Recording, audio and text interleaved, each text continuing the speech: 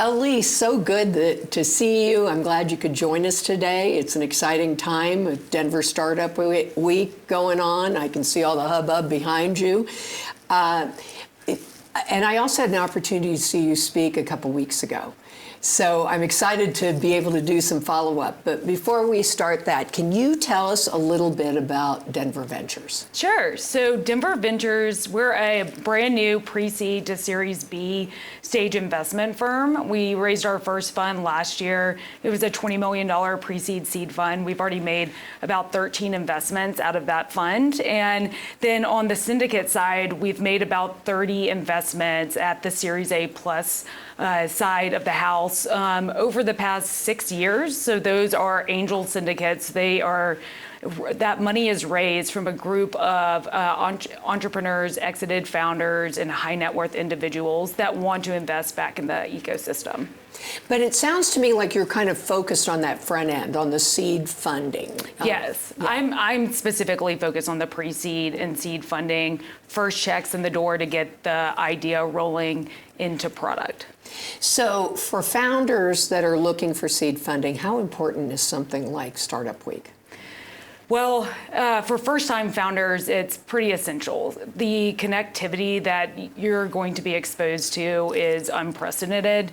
It's basically like startup Christmas. So you bump into entrepreneurs like John Street, Brian Leach, who have multi-billion-dollar companies that they've led from zero to multi-billion-dollar. And you can ask them for advice. You can meet other founders and really learn what others have learned the hard way.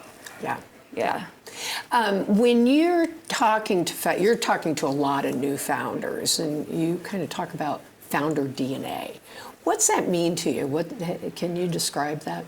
So first, I'll tell you, it's a feeling. We've defined the feeling, but when someone has a founder DNA, you can get the sense that they're driven beyond belief. They're obsessed. They think about it all day, all night, and that's what it takes to get you through the ups and downs of building an early stage startup. Nothing goes to plan ever, and it's essential that you have this internal drive that keeps you following the direction that you want to head through those challenges. And some things that we like to call out is being a humble visionary and having humble curiosity. So that's, you want to know what you don't know and seek that advice from others and go out to learn it for yourself if necessary. And the other aspect of it is having this trailblazer mentality. It's the type of free spirit that really propels you to do something unique and in your own way. And we've developed a framework for putting these qualitative factors into methodology so that we don't get tied up with what we call crystal balling, trying to see the future. When you're writing a first check, you really don't know what the future is going to entail. I mean, we actually really don't ever, but yeah. Well, I find that interesting because you have to have a balance, I would think, because if you don't have a vision for what the future is, I always am a big believer in writing out a 10-year plan, which you may burn, but at least you're going in the right direction. So you must have kind of that too, and looking for founders that have a vision for what they're going to create in the long term. Oh, definitely. So we know that they have this BHAG, big, hairy, audacious goal. And the way that they get there might be 7 different paths, right? And they're going to be testing which path gets them there most effectively, most efficiently. But at the end of the day, they know they want to be XYZ. And that learning and reps throughout the process is what should be informing them to create a bigger business maybe than they thought of, or additional products and revenue channels. Yeah. So you've got one shot at a first impression as a founder.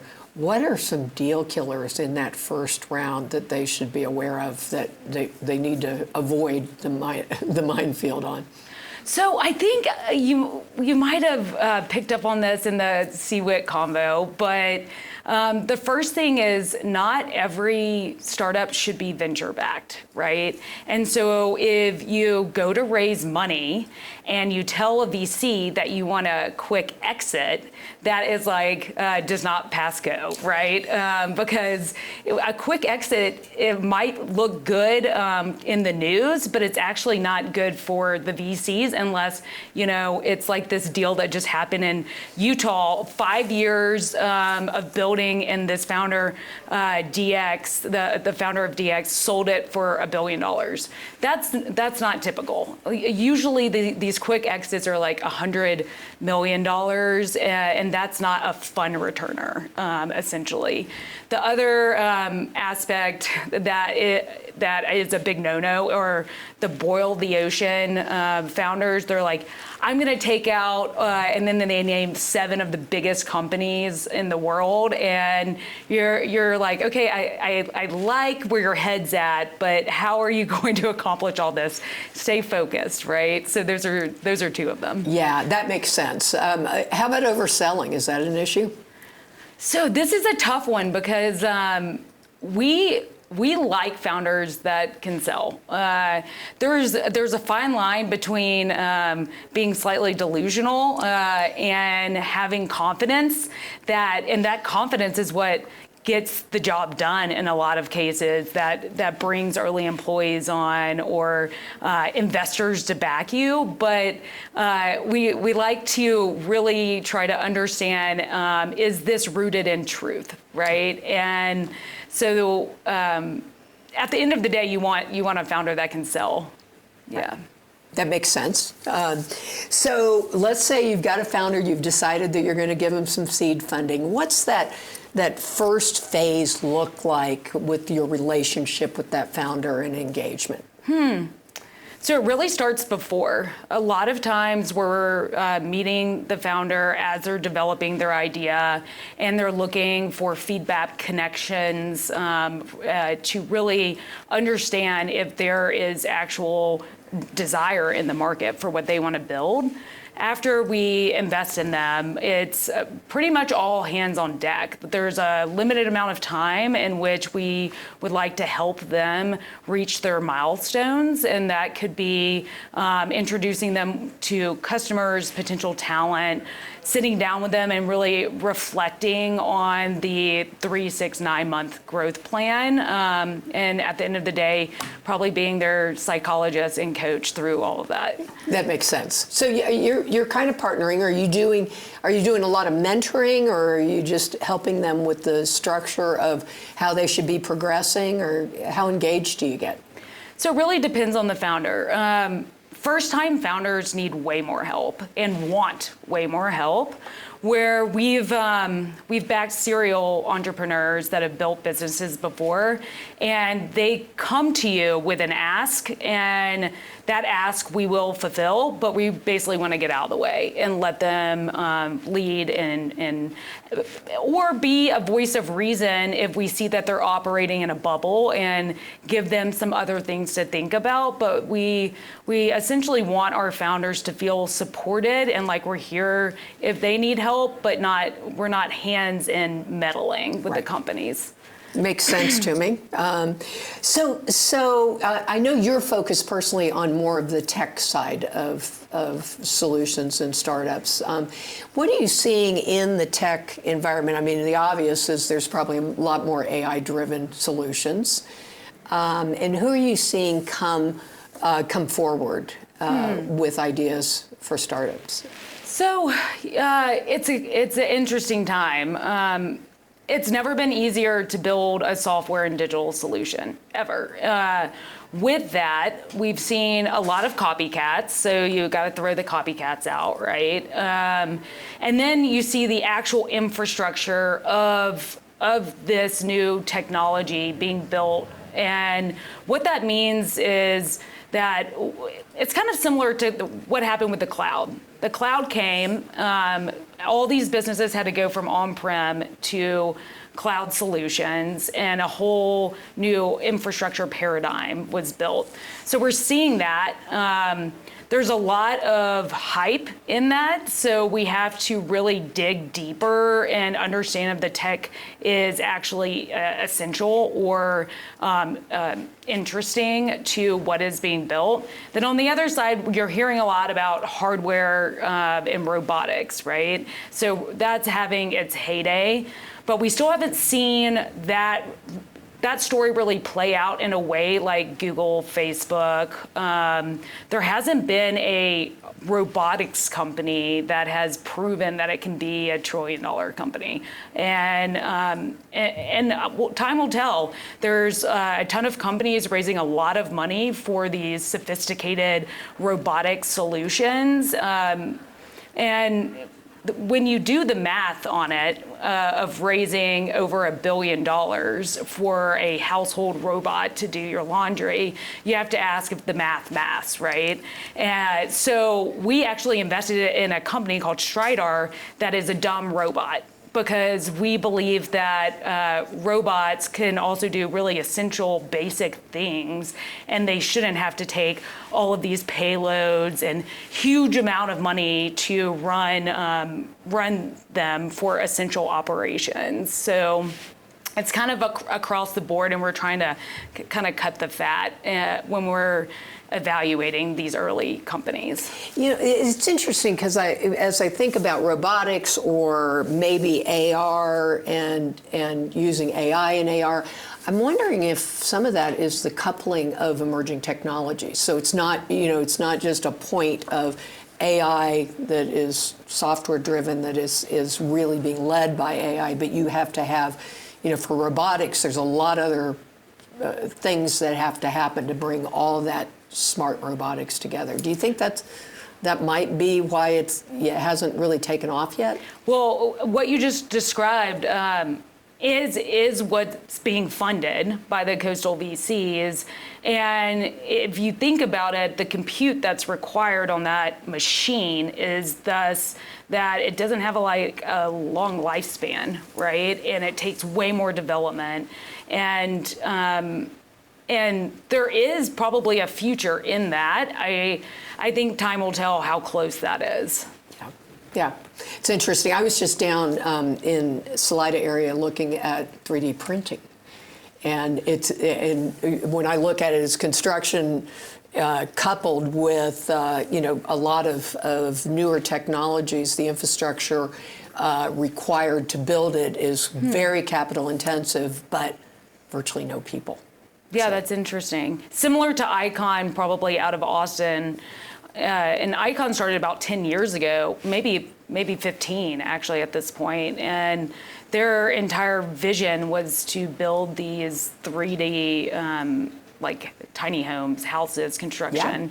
Yeah. And I know that the tech is more sophisticated now, but I guess we'll see if it takes just as much capital. It's unbelievable. And that's an example of just getting economy of scale. A 3D printer that can print a house in, say 6 construction days has to go from house to house to house. You can't do one and done it because just the moving of it is a lot. So amazing. Yeah, it is kind of cool. What was that company? Oh gosh. Okay, tell me later. Yeah. Let's go back to typical founders in a fresh startup in tech. We don't have a lot of diversity, do we? We don't. And a pipeline metric, well, let me just start by saying we have half of our team is women, and we still have a hard time investing in women. When we go out to find companies, when I look at our deal flow pipeline, 1 out of 100 founders are women. And as we were talking about on the side, it comes back to what are girls influenced to learn when they're girls, right? And are they encouraged to go into science and math and be allowed to get interested in those fields or not? And I can't help but think that this is the only way to solve that pipeline. But of course, you look at other professions and sectors, and they have the same problem. In business, in particular, it's mostly a male-dominated field at the top of finance, at the top of math, science, and what are your thoughts on that? Well, my thoughts are it starts with education and how we educate. So you see in other ecosystems like Scandinavian countries, Iceland, if you look at the test scores among high school girls and boys, it's parity. We don't have parity in the United States. And so you got to peel the onion back and say, how are we educating? How are we presenting this so that we're attracting girls at an early age and keeping them in math and science? Mm-hmm. So I have a data science daughter, and so she's always been interested in math and science, and what I watched from her was she's interested in solving the problem. So kind of looking at what are the problems that you're solving, I think that entices girls. And I'm sure you encouraged that when you saw that when she was smaller. Yeah, well, we lived with how she thought, so she encouraged us to encourage her. That's for sure. Interesting. When you look at the Colorado ecosystem for founders, and particularly the founders, you kind of probably have a group that has some level of similarity. What are the great things about starting in Colorado, and what are the things that we need to work on from a gap perspective? The first, there is no other ecosystem that I visited or was a part of that has such a cooperative nature. We were at an event last night. Everyone in the room wanted to hear what everybody was doing and how they could help. And it's genuine and friendly and encouraging. We all want mutual success. It doesn't feel like there's a scarcity mindset, where some of these second-tier tech ecosystems, there is a scarcity mindset, and that actually prevents people from succeeding because they don't want to share their contacts, they don't want to share potential customer introductions, et cetera. So I think there's also people that are very dedicated. Their whole lives have been dedicated for the past 15 years to continue building this ecosystem. And you see entrepreneurs constantly giving back once they've had a successful exit. So that flywheel is continuing, which is really important and healthy for the ecosystem. However, there's a couple things going on. I'm sure you've heard of the AI bill, and the AI bill can squash innovation here. And our economy is dependent on us having diversified sources of employment and revenue. And the AI bill could effectively disencourage companies from starting here, right, and doing business with us. So we need to do what we can to ensure that legislation gets worked on in a way that's fair to businesses and startups. And then secondarily, there is a gap between the Fortune 500s in our backyard and the startups, and there's not a clear line of communication for those corporations to check out the new companies that are starting here, to test the technology, to give feedback. Other ecosystems, they have a direct link between their startup community and the Fortune 500s, and that encourages growth. That's early stage contracts. That encourages other big companies to buy the same software, and it's that domino effect. So having that early stage commitment from corporations to help early stage companies, I think, would be really beneficial for our ecosystem. Well, that's the first time I've heard that all day, and it makes sense to me and it's a solvable problem. That's bringing people together. That's what we're convening here. Why are we not doing that and convening with these Fortune 100, Fortune 500 companies to have them have a direct line into our founders ecosystem? You can help me come up with the idea on it. Okay, all right, we'll do it. So as we close out, I have to ask, what are you excited about coming this next year?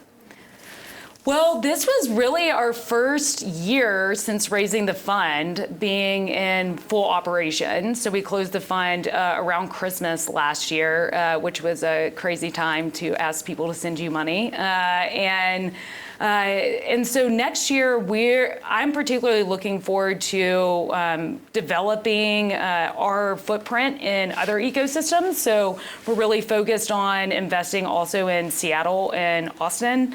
There's some thriving tech communities there and a gap in funding. And then we're developing our operator and venture partner network. And so we're looking to engage with people that are at those big corporations who want to still give back to helping startups understand their tech needs and gaps. And so we're going to be developing that and hopefully continuing to grow. It sounds like you've got a lot of innovation coming forward. That's the plan. Thanks for coming in. Thank you.